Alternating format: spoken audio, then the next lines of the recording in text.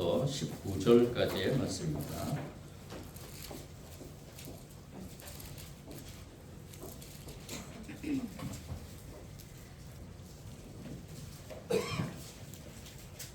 창세기 28장 10절부터 19절까지 한 절씩 같이 먼저 교독하겠습니다. 교독할 때 주님의 음성 듣길 원합니다. 야곱이 브엘세바에서 떠나 하란으로 향하여 가더니 한 곳에 이르러는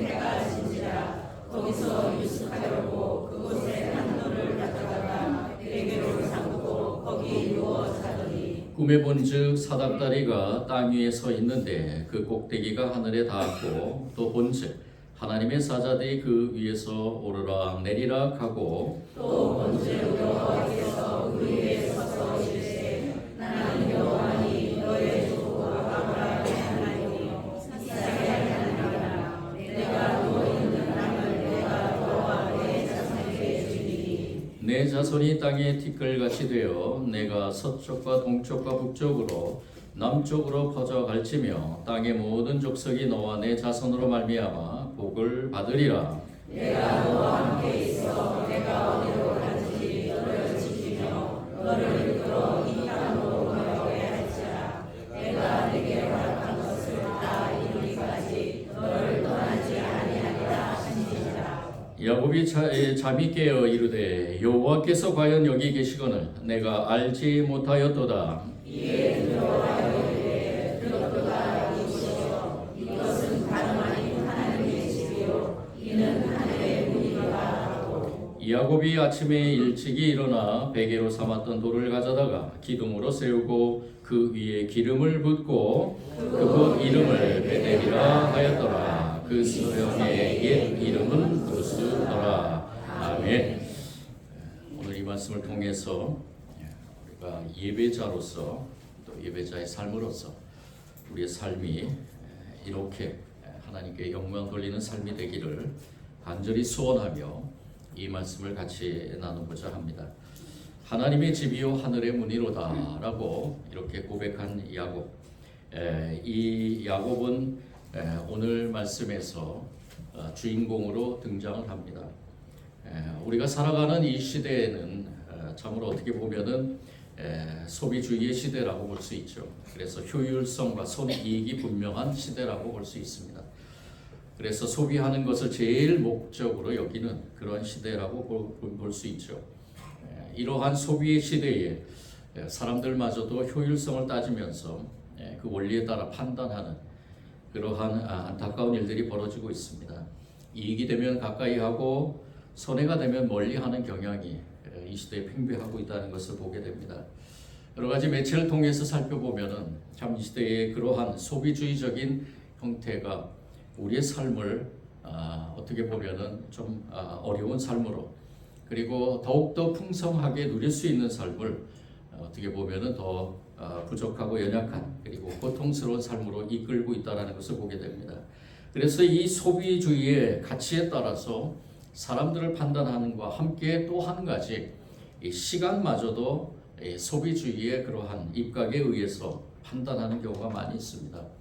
그래서 시간 이러한 모든 것들이 다 자신에게 이익이 될 수 있도록 그렇게 자기 중심적으로 그러한 시간적인 개념을 판단하는 경우도 있다는 것이죠.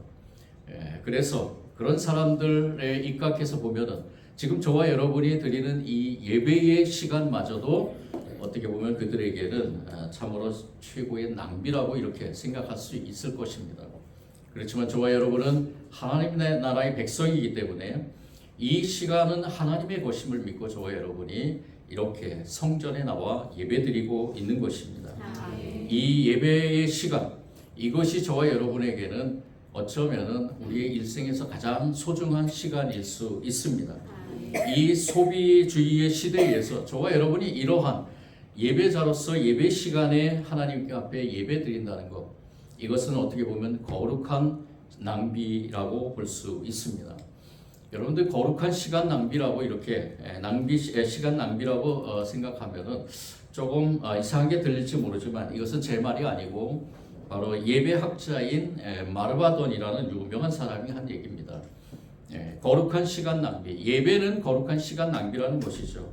이 말은 무엇이냐 하면은 예배 드리는 그 시간이 낭비라고 생각할지 모르지만 거룩하신 창조주께 드리는 시간이기 때문에 낭비처럼 보이지만 결코 세속적인 의미에서 낭비가 아니라는 것입니다. 우리가 드리는 예배가 세속적인 관점에서 보면 낭비일지 모르지만 그 낭비가 소비적인 낭비가 아니라 거룩을 이뤄가는 낭비가 될 수 있기 때문에 예배를 받으시는 분, 바로 성삼위 하나님께서 저와 여러분을 거룩함으로 인도하기 때문에 이 예배 시간은 거룩한 시간 낭비다라고 이렇게 표현하고 있다는 것입니다. 그래서 이 거룩한 시간 낭비 속에서 저와 여러분은 다시 한번 새로운 것을 깨닫고 그리고 새로운 삶 속에서 우리가 한 주간의 삶을, 승리의 삶을 살아가고 있다는 것이죠. 이렇게 우리는 예배자로서 우리 오늘도 내일도 주님이 부르시는 그날까지 예배자로서의 삶을 살아가고 있습니다. 근데 이 예배자의 삶은 비단 이 시대뿐만이 아니라 오래전부터 하나님께서는 하나님의 백성들은 반드시 예배자로 서 있을 것을 명하고 또 그렇게 인도하시는 것을 보게 됩니다. 오늘 우리가 말씀을 나누는 가운데 주인공인 이 야곱도 마찬가지입니다. 이 창세기의 말씀은 우리가 지금 주일 오후마다 창세기의 말씀을 창세기 1장부터 나누고 있는데요. 이 창세기의 말씀은 크게 두 가지로 구분해서 살펴볼 수가 있습니다. 첫 번째는 족장 시대, 첫 번째는 원역사 시대, 원시 시대의 역사 1장부터 11장까지, 그리고 12장부터 마지막 50장까지는 족장의 시대를 설명해 놓고 있습니다. 하나님께서 아브라함을 선택하시고 아브라함으로부터 시작해서 이삭, 야곱, 요셉 이렇게 구분해서 하나님께서는 이 족장들 통해서 하나님 나라의 백성을 이끌어가는, 즉 리더자로서 이들을 세우고 그리고 이들 중심으로 해서 하나님의 백성을 세워나가는 것을 보게 됩니다. 자, 아브라함, 이삭, 야곱. 오늘 이 말씀에 등장하는 야곱은 바로 3대 족장이라고 볼 수 있습니다. 이 3대 족장인 야곱이 이렇게 하나님의 나라의 그 백성의 리더자로 족장으로 받을 수 있었다는 것은 바로 하나님께서 특별히 이 야곱을 사용하시는데, 이 야곱이 그렇게 하나님의 그 쓰임에 그런 합당한 사람이었는가라는 것을 생각해 볼 때는 그렇지 않다는 것입니다. 이 야곱이 하나님의 나라의 백성의 족장으로서, 그리고 하나님의 나라의 백성은 바로 하나님 앞에 예배드리는 예배자라는 것을 선포하는 그러한 리더자로서 이 야곱이 쓰임 받게 될 때에는 하나님의 특별한 임재가 있었다는 것을 알게 됩니다. 하나님의 특별한 임재란 과연 무엇일까? 오늘 말씀에서 이 야곱이 특별한 경험을 하게 되는데 바로 이것이 바로 하나님의 임재에 대한 그러한 경험입니다. 하나님께서 이 야곱과 함께 하겠다라는 것은 오래전부터 이 야곱에게 말씀하셨습니다. 27장 41절에 27장에 보면은 이 야곱은 특별히 하나님께서 선택하셔서, 그리고 이 야곱의 그러한 고난 속에서 하나님은 말씀하셨습니다.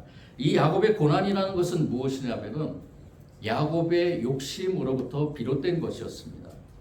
이 27장의 말씀을 읽어보면은 야곱은 이 야곱의 이름의 뜻이 발꿈치를 잡다라는 뜻을 가지고 있습니다. 이 야곱은 그러한 성향을 가지고 태어났다는 것이죠. 그래서 형 에서를 속이고, 그리고 더 나아가서는 아버지 이삭도 속이면서 그 족장 시대에는 이 장자에게 주어지는 특별한 장자권이 있습니다. 그리고 장자에 대한 그러한 그 집안에 대한 모든 것들을 물려받는 그러한 권한이 있었습니다. 그런데 형 에서와 그리고 아버지 이삭을 속이면서 이 장자권을 소유하고, 그리고 장자권을 소유한 이 야곱에게 이 에서는 이 야곱을 죽이려는 결심을 하게 되죠. 27장 41절에 그의 아버지가 야곱에게 축복한 그 축복으로 말미암아 에서가 야곱을 미워하여 심중에 이르기를 아버지가 곡할 때가 가까웠은즉 내가 내 아우 야곱을 죽이리라 하였더라. 이 에서는 그 자신을 속이고 장자권을 취한 이 야곱을 죽이기로 결정했다는 것입니다. 그래서 이 야곱은 이 어머니의 도움을 받아서 이제 그 에서의 눈길을 피해서 도망자의 삶을 살게 됩니다. 삼촌의 집으로 걸어가는 그러한 도망자의 삶을 살아가게 되죠.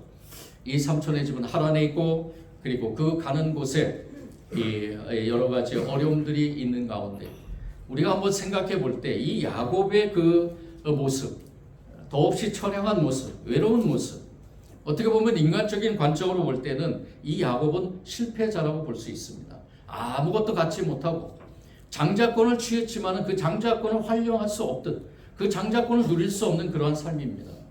아무것도 갖지 못한 지금 우리와 같은 그러한 환경이 아니었기 때문에 더욱더 이 야곱의 도망자의 삶은 비참한 삶이었습니다. 그런데 여러분 보십시오. 이 야곱에게 하나님은 특별히 하나님께서 야곱을 선택했다는 말씀을 선포하게 됩니다. 우리가 읽지는 않았지만 3절과 4절에 전능하신 하나님이 내게 복을 주시어 내가 생육하고 번성하게 하여 네가 여러 족속을 이루게 하시고 아브라함에게 허락하신 복을 내게 주시되 너와 함께 내 자손에게도 주사 하나님이 아브라함에게 주신 땅 곧 네가 거류하는 땅을 네가 차지하게 하시기를 원하노라. 참 이상하죠? 하나님께서는 이 야곱에게 도망자의 삶을 살아가는 야곱, 그리고 자신의 욕심에 의해서 이 형 에서의 장자권을 취하고 더 나아가서는 아버지를 속이기까지 하면서 그 장자권을 취했던 이 야곱에게 하나님은 왜 이 야곱에게 이러한 축복의 메시지를 전했는가? 저와 여러분은 그 뜻을 모릅니다. 하나님만이 아시겠죠. 하나님의 뜻이 무엇인가는 모르겠지만 하나님은 분명히 이 야곱을 선택하시고 이 야곱에게 축복을 주시기를 작정하시고 그리고 이 야곱을 통해서 하나님 나라의 백성이 확장되기를 원하셨다는 것입니다. 이것은 분명히 하나님의 뜻입니다. 말씀이 기록된 대로 우리가 믿을 때 이 야곱이 비록 이러한 신세이고 이러한 성품을 가지고 태어났고 이러한 연약한 그러한 야곱이었지만은 하나님께서 그를 선택하시고 그에게 이러한 축복을 내려주시고 그리고 이렇듯 하나님께서는 3대 족장으로 세우는 것을 보게 됩니다. 그러면서 오늘 이 상황, 오늘 저와 여러분이 읽은 이 상황 속에서 하나님은 특별히 축복의 말씀, 메시지를 전한 것에 대한 확증으로 야곱과 한 가지 언약을 맺게 됩니다. 이건 하나님의 특별한 임재입니다. 야곱이 도망의 길에서 잠을 자는 가운데 하나님께서는 이 야곱에게 그 잠 가운데 이 야곱에게 나타나시고 그리고 그 언약의 말씀을 이루를 상속자로 본격적으로 삼게 되는 것을 보게 됩니다. 28장 14절 15절 네 자손이 땅의 티끌같이 되어 네가 서쪽과 동쪽과 북쪽 남쪽으로 퍼져갈지며 땅의 모든 족속이 너와 내 자손으로 말미암아 복을 받으리라. 내가 너와 함께 있어 내가 어디로 가든지 너를 지키며 너를 이끌어 이 땅으로 돌아오게 할지라. 내가 내게 허락한 것을 다 이루기까지 너를 떠나지 아니하리라 하신지라. 여러분도 아멘 하셔야 됩니다.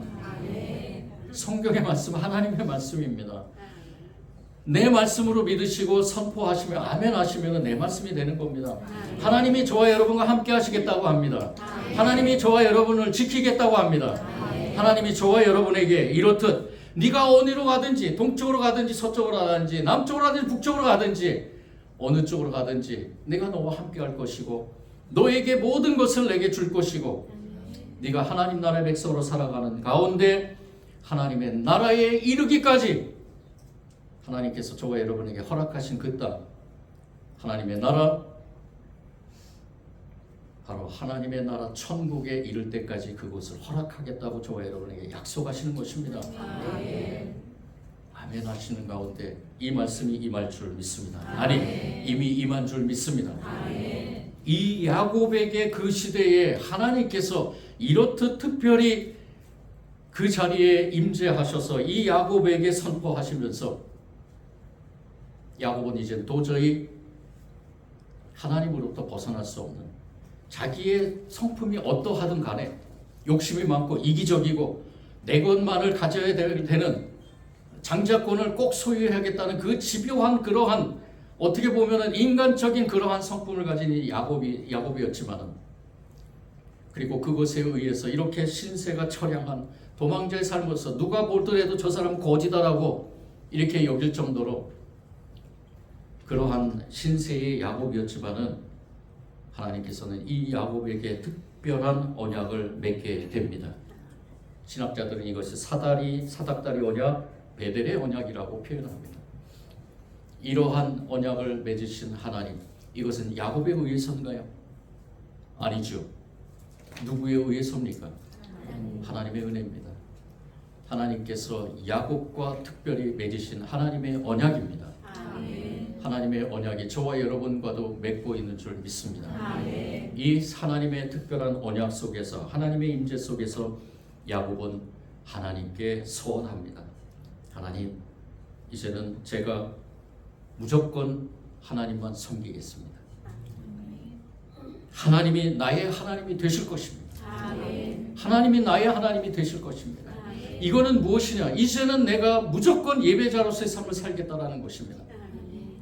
어디를 가든지 그곳에 하나님이 임재하고 있다는 것을 믿고 내가 그곳에 제단을 쌓고 하나님께 예배드리겠습니다. 하나님이 나의 하나님이 될 것입니다. 아니, 된 줄 믿습니다라고 고백하는 것이고요. 둘째는 내가 이렇게 만난 이 베델, 이곳이 베델, 이곳이 하나님의 집임을 내가 믿습니다.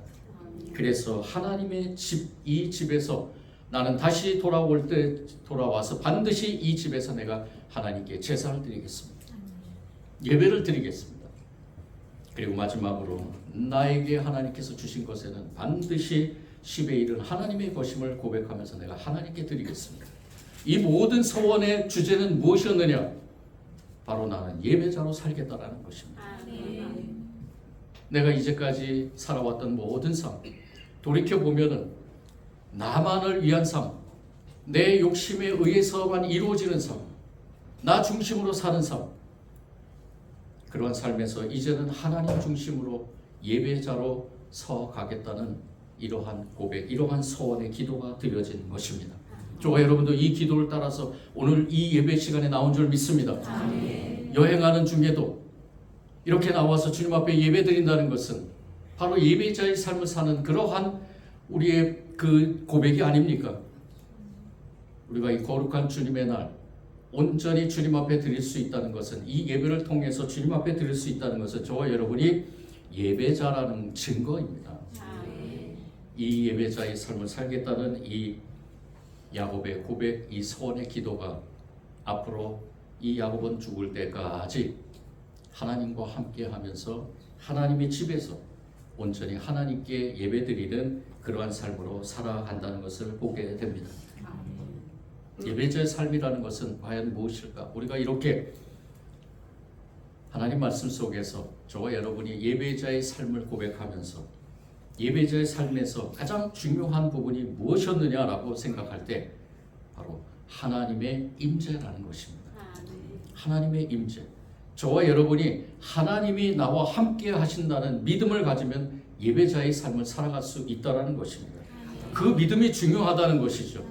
이 야곱에게 특별히 임재했던 그 하나님, 사닥다리를 타고 오르락내리락 하는 가운데서 하나님께서 하나님의 영을 통해서 이 야곱에게 나타나셨던 그 하나님은 지금 이 순간에도 저와 여러분과 함께 하십니다. 하나님의 영이 저와 여러분을 인도하십니다. 그래서 저와 여러분은 예배자로서의 삶을 살아가게 된다는 것입니다. 이러한 예배자의 삶은 우리가 이제부터 더욱더 우리의 삶이 어떠한 삶이어야 된다는 것을 깨닫게 해주며, 그리고 그 깨달음을 가지고 우리의 삶 속에서 혹여나 이 예배자의 삶을 사는데 방해되는 것이 있으면은 주님 앞에 다 내려놓아야 될 것입니다. 그래서 우리가 예배자의 삶을 사는 가운데 우리가 한 가지 이 말씀을 통해서 우리 삶에 적용할 것이 있습니다. 그것이 무엇이냐? 바로 개혁된 성전 신앙이라는 것입니다. 개혁된 성전 신앙은 무엇이냐? 바로 우리는 올바른 예배자의 삶을 살아가야 되는데, 그 예배자의 삶 속에서 우리가 어떤 신앙의 고백 위에 우리가 예배자로 서야 되는가? 우리 먼저 그것을 깨닫고 고백해야 된다는 겁니다. 저와 여러분은 하나님께 선택하셨습니다. 그런데 이제는 누구를 통해서 선택하게 됩니까? 그렇죠. 예수 그리스도를 통해 선택하게 되는 겁니다. 이전에 구약 시대 때는 하나님께서 구약의 그 방법, 하나님의 방법, 구약적인 방법으로 하나님께서 선택하시고 하나님께서 예배자로 세우셨습니다. 그런데 이제는 그 모든 것들이 율법적인 것에서 이제 예수 그리스도를 통해서 저와 여러분을 예배자로 세운다는 것입니다. 그래서 우리의 고백은 먼저 무엇이 있어야 되느냐? 우리 이 고백을 같이 하길 원합니다. 마태복음 16장 13절부터 16절 말씀 속에 그 고백이 담겨 있습니다. 한번 같이 찾아서 읽겠습니다.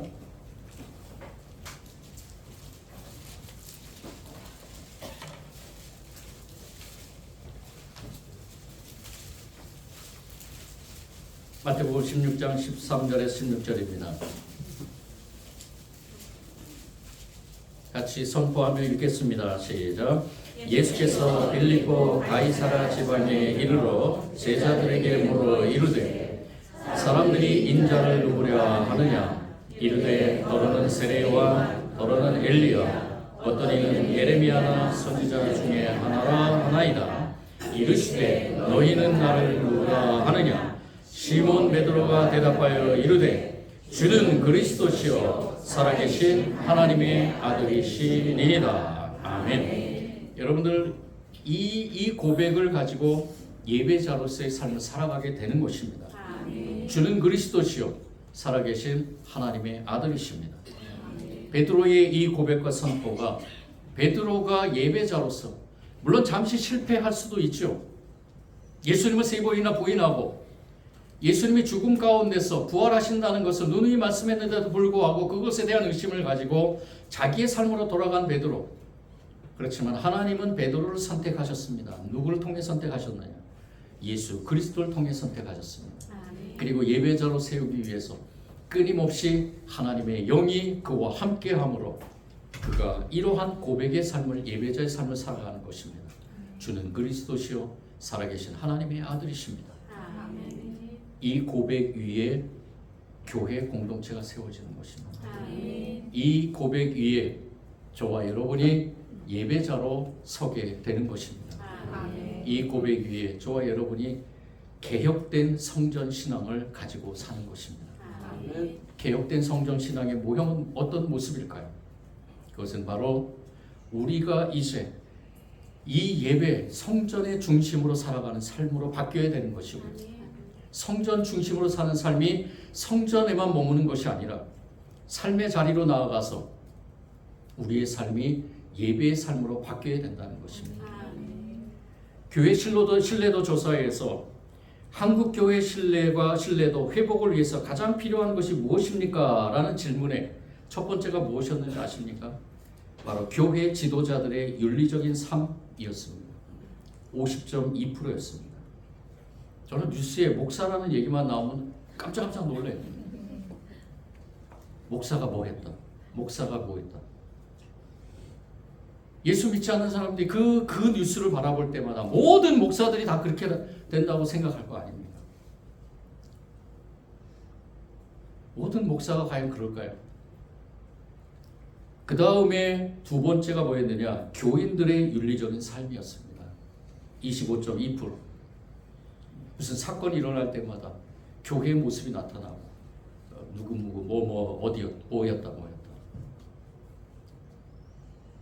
이것은 곧 신앙의 이분법적인 사고가 가져다준 병폐입니다. 예배자로 서지 않았기 때문에, 목사도 예배자로 서지 않았기 때문에, 성도들도 예배자로 서지 않았기 때문에, 올바른 개혁 신앙의 성전 중심의 그러한 예배자가 되지 않았기 때문에 이러한 일들이 비일비재하게 일어난다는 것입니다. 우리 이 시대에 가장 중요한 것입니다. 우리 교회가 이제 2023 비전 캠프를 합니다. 그동안 코로나 때문에 비전 캠프를 못했는데 우리 다음 세대 아이들이 비전 캠프를 할 때 그 주제가 뭐였느냐? 참 저는 총회에서 이 주제를 잘 선택했다고 봅니다. 고람되어 하나님 앞에서 예배해요. 이거는 무슨 의미냐? 우리 아이들이 예배자로 성장할 수 있기를 바란다는 겁니다. 성전 중심의 삶, 그리고 그 삶에서 하나님이 나에게 주신 사명을 이뤄가는 사명자의 삶으로서 예배자로 하나님 앞에서 코람데오는요, 코람이라는 뜻은 누구누구 앞에라는 뜻이고 데오는 하나님이라는 뜻입니다.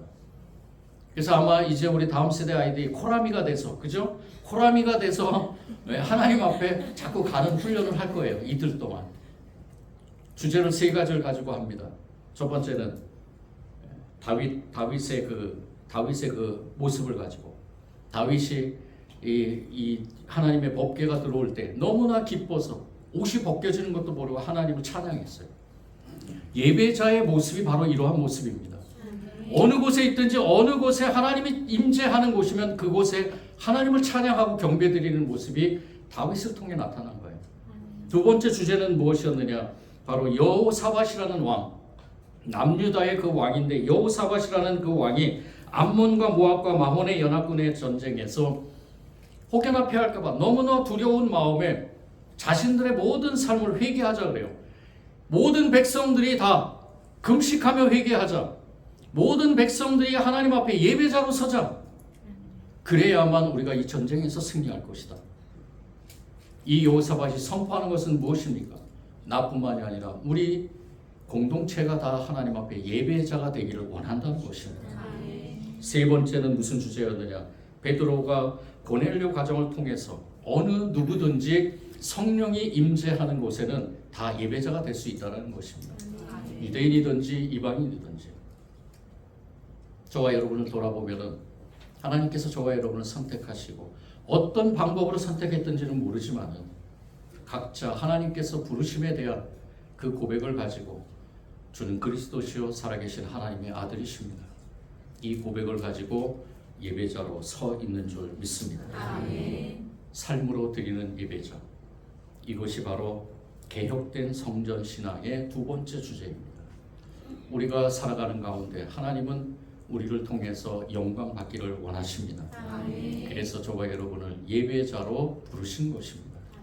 우리가 성전 중심으로 살아가는 삶과 그리고 우리의 삶에서 하나님께 영광 돌리면서 그곳이 어느 곳이든 내가 있는 그곳이 비록 고난의 그러한 상황에 있을지라도 그곳에 하나님이 임재하심을 믿고 우리가 그 자리에서 하나님께 찬양과 경배를 드릴 수 있는 사도 바울이 옥중에서도 하나님을 찬양한 것처럼 저와 여러분도 그렇게 찬양할 수 있는 그러한 예배자가 되기를 간절히 소원합니다. 아멘. 성령님께서 저와 여러분과 함께 할 줄 믿습니다. 아멘. 사랑해 주님 감사합니다. 온전한 예배자가 되기를 원합니다. 아멘. 하나님 우리를 인도하여 주옵소서. 아멘. 우리를 예수님이 그리스도시고 하나님의 아들이심을 고백하는 그런 고백을 하게 하시며 예배자로 삼으셨사오니 이 야곱과 같이 그 하나님과의 그러한 언약, 헤세드의 언약을 잊지 않게 하시고 늘 어느 곳에 있든지 우리는 예배자로서의 삶을 살아가게 하시며 그 성전 중심으로 사는 삶과 우리의 삶이 예배 삶으로 됨으로 코람데오의 신앙을 가지고 살아가는 귀한 은혜의 삶으로 인도하여 주옵소서. 이 시간에 귀한 말씀 가운데 성령님께서 우리와 함께 하실 줄 믿고 예수님 이름으로 기도드립니다. 아멘.